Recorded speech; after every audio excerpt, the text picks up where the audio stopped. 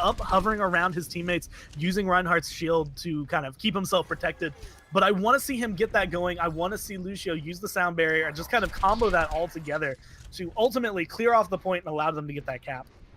So, nice job by Foxrox on the flank, takes out Priest. Foxrox has had Priest number gore this entire time, I feel. And he almost had Diggles as well, if not for the Wraith form. Yeah, so far it's been sitting... I mean, and earlier we saw Foxrox. This Soldier 76 of his is very strong. It's not something to mess with. It's not something to underestimate. And I feel like that's actually kind of what we've been seeing. A lot of people haven't been focusing him down. They haven't been looking towards him.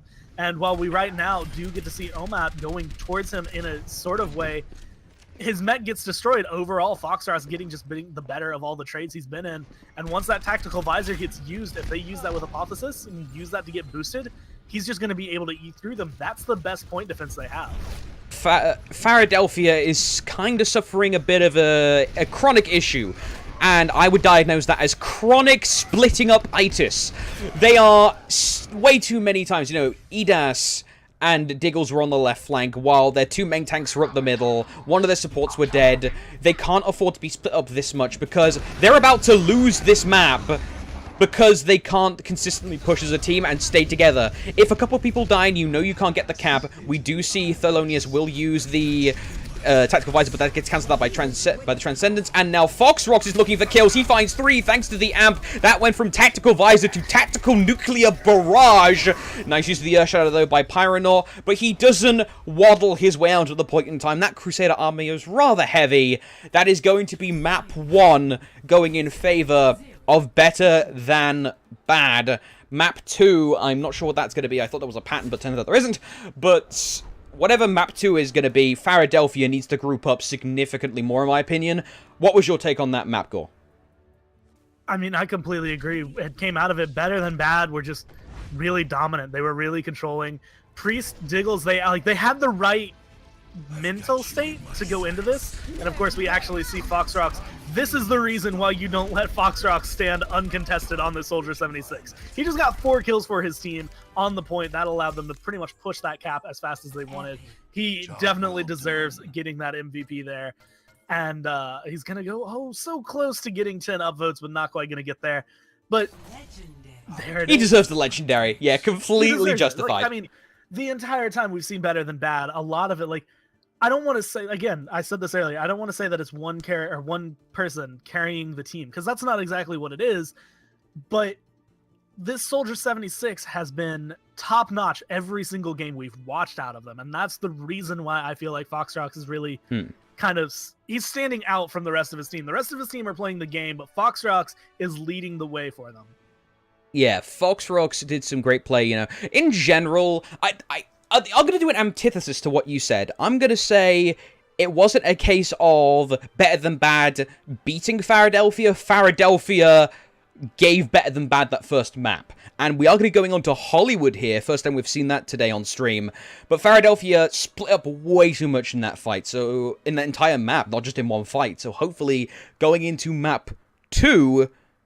with a 1-0 advantage in favor of better than bad. I want to see I keep repeating this because it's so important. You can't go in drips and drabs because you can't rush over anyone if you're just going in 1s and 2s. Like, what's that one song? You go in to die by 2 by 2, hurrah, hurrah. You know, there's a point to that song. You don't go in 2 by 2. And I feel like that's actually been a theme that we've seen all across the board here, really, is the fact that Phara'delphia, while they had a lot of potential going into that, they started going in by 2 by 2. And that's something that we've seen.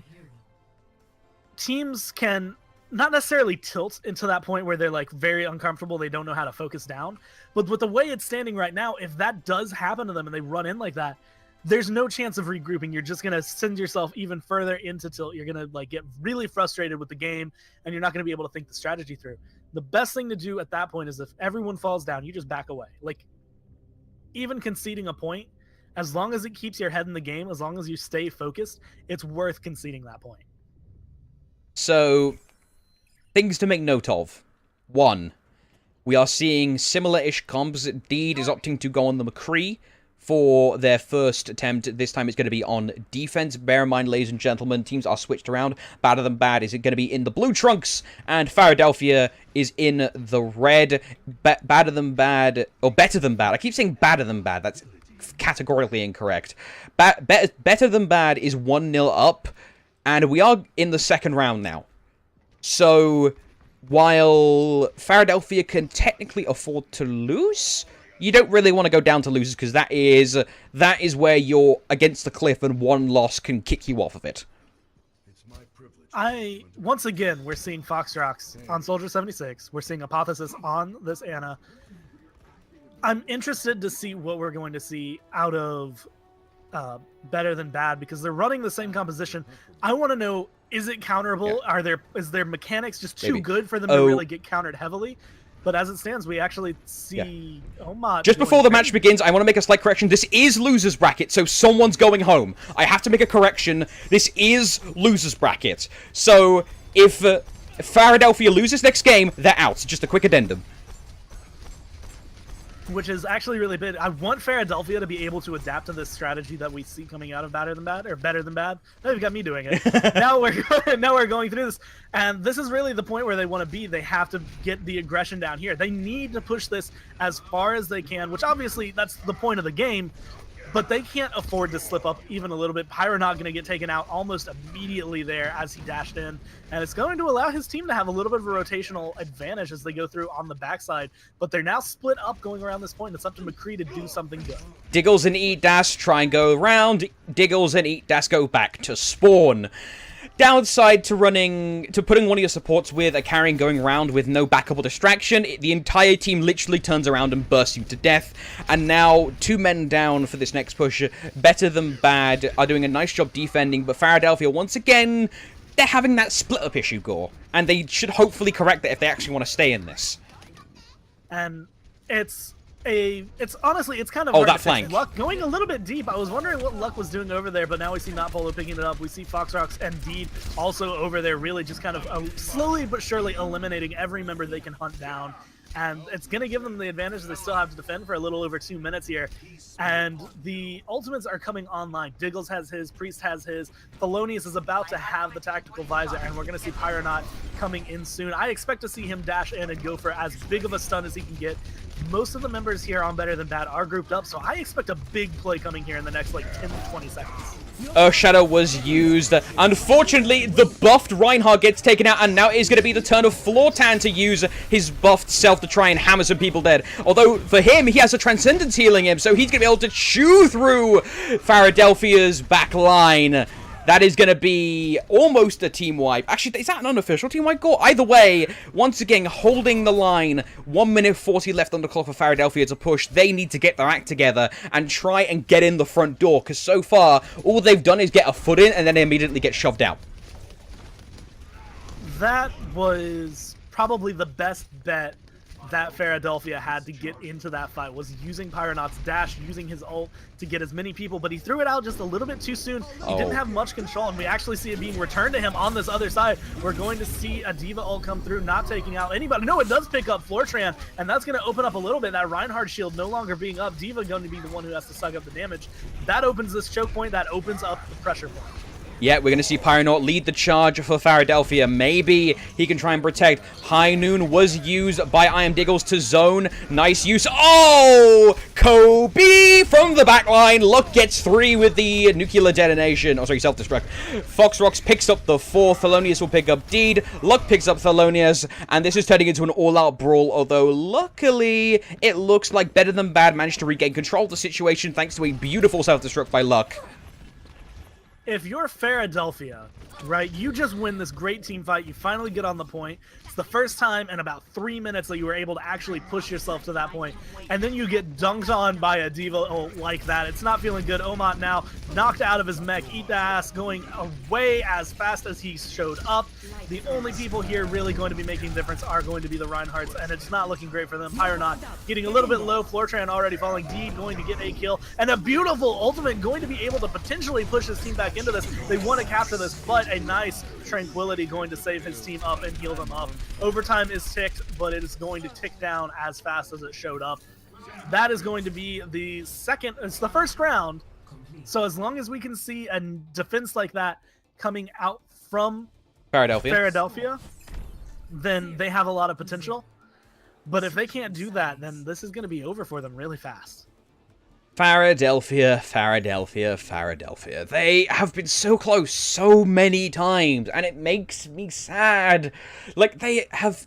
All they would have to do, in my opinion, would stop splitting up on every engagement and, like, move as one cohesive unit. And they have tried that a few times. But then, for example, Thelonious and I'm Diggles go around the back with Lucio and McCree and then die.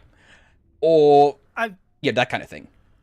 I think that the issue really is that sitting here looking at it, they're doing a 4-2 split, right? They're having the 4 main cast really standing where they stand and sending, you know, a Lucio and a McCree onto the side, where really it should just be the McCree.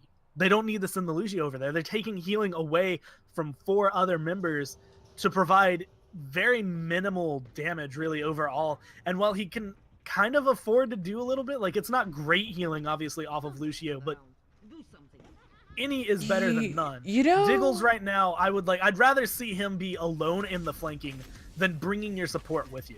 You know, I just realized something, Gore. I didn't clock this on that first round. I think Phara'delphia has been running with a 1 support lineup. Like, right now, they've got 1 support. They have Lucio. That's it. And often we're seeing in these fights, people aren't staying up to get ultimates, and the ult economy, therefore, has been in better than bad's favor. Maybe they need to bring in the second support from somewhere, because right now they haven't been able to show that they can actually push and decisively move where they want to move with that amount of damage. So instead, just try and outlast the enemy. Maybe do that instead. Go for a more traditional style of 2-2-2. I actually completely agree. I would really like to see that. Or if they're only going to run 1 support, maybe run one that can do a little bit more supporting overall from his team. Because, again, Lucio, while he does have a nice team-wide heal, it's just not an insane amount that you would get out of some of the other healers. And we're actually going to be seeing right now Phara'delphia trying to put up as much of a fight. But they've already lost the big choke point. Now they're just forced back on the point, and they're taking a lot of damage. Yeah, that is going to be a couple of wipes for both teams, or a couple of people taking out, not a full wipe, although Foxrocks picks up 2, Priest will pick up a kill as well. So far, and again, this is the healing we're talking about, because Soldier 76 has healing, Apotheos on the Ana has healing, you're able to sit here for so much longer. Foxrocks picks up another kill, this time onto Priest. The final laugh, or the passive, the martyrdom, let's call it, doesn't find anyone. Luck picks up a kill in the backline inside the cafe onto I Am Diggles. And now, better than bad, are slowly but surely clearing territory on this point. They might get this score. They're already controlling it. They have 6 members sitting here. And it looks like we're seeing a couple of Junkrat bombs being thrown around over the wall. He's coming in, trying to do something. No Riptire, no life. Foxrocks getting credit for that one, and it's just an overall dominant performance. It is, in fact, better than bad. It's good. That's going to be a clean 2-0. Phara'delphia, unfortunately, is gonna get thrown out of the tournament. Commiserations to them going down to the losers bracket. Better than bad, congratulations. You will fight your way on to the next stage of losers bracket. If they can keep that kind of performance up, they're gonna find themselves in grand finals on the losers side, potentially. And this is the well-deserving play of the match, I imagine, if this is the one I'm thinking of. It's a boosted tactical visor on about 4 guys. I think every game that we've seen from Better Than Bad has been a Foxrocks play of the game. Because, again, this guy's Soldier 76 is insane. Letting him go uncontested. And this is the hard part. You have to get someone in the backline. You have to take him and Apotheosis out. Unfortunately, not working out for Phara'delphia. They're going to be knocked out. We're going to see. I mean, Better Than Bad at this point. They're looking forward to the next game. If they can continue this kind of path, if they can continue some dominance against the other people in the losers bracket, they have potential to go on to the grand finals if they can work their way up. Yeah, I'm taking a quick moment to observe the bracket. I'll actually just throw it up on screen for a moment. But I am immediately seeing UNT Batcave is also in losers bracket. They are confirmed to make it through. Team with no name, greater than good, and 2-6 versus Alpaca Alliance is still to be played. But personally, I want to see... Oh, actually, it helps if I actually put the damn thing on screen. Personally, I want to see maybe... If I had to put my Monopoly money down on who's going to get through, my initial choice would be, from the losers, would be either Better Than Bad or UNT Batcave, because we see both of them, they put in solid performances, right, Rigor? But at the same time, Winners is also full of killers. You know, D-Nuts put in great performance we've seen on stream. Made in China, you know, we can't neglect to mention them. Baddies McFaddies with a dominant 2-0. Like, all of this is just so much challenge to actually overcome, you know. And whoever actually comes out of this, they're going to come out after some stiff competition. It's gonna be very interesting to see what they come through, because like you said, it's everyone that has shown and that has shown bright throughout this tournament is definitely looking like they have potential. And honestly, they will more than likely make it to like the semifinals. But ultimately, only 2 teams can go to the grand finals and only 1 team can come out victorious. So which team's going to be proving it? I mean, right now, if you look at the brackets, there are a lot of teams that are going to be very strong. These next couple rounds are going to even slim that further. So, I mean, it's up to them right now. I think Etchy Club is one that we haven't seen on this stream. They played a lot, I think, on the on stream 1, but they are at this point, you know, they were number 1 seed coming out of the prelims. They won a 2-0 on the next one. Their first seed up against Leftovers, who we've seen.